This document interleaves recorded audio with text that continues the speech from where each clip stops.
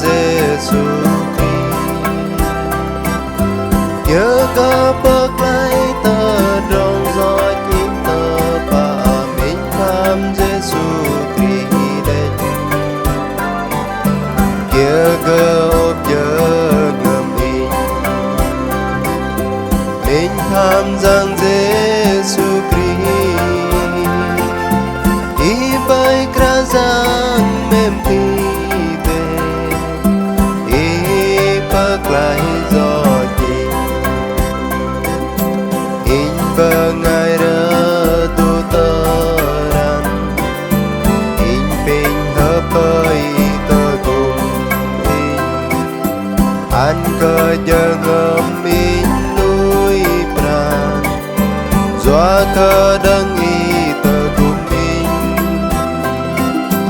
jangan makau jan in au, berjauh di ke Giêsu. Pinyi bevei lang in nhau, in và núi kia y đến.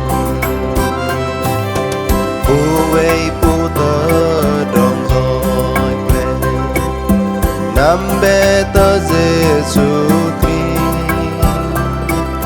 Sư cô klaih lôi đấng tơ trong vẹt lan Bơhnar Bơhnar thay lùi cờ chập năm kia trong Giêsu.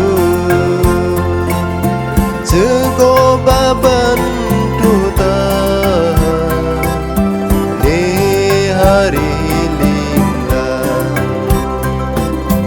in Bơhnar tu teran in ping hepai tơ cùng in, an cơ jangan in lui pran, gioi cơ đăng i tơ cùng in,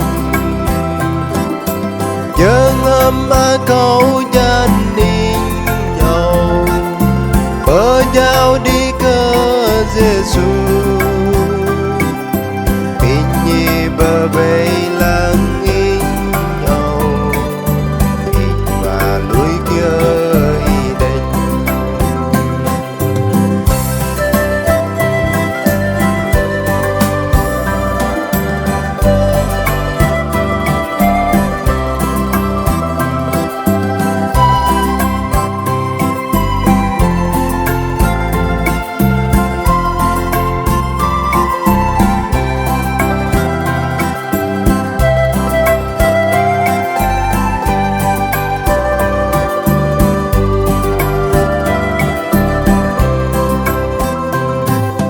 Bên klaih bơi đơn gioi klaih,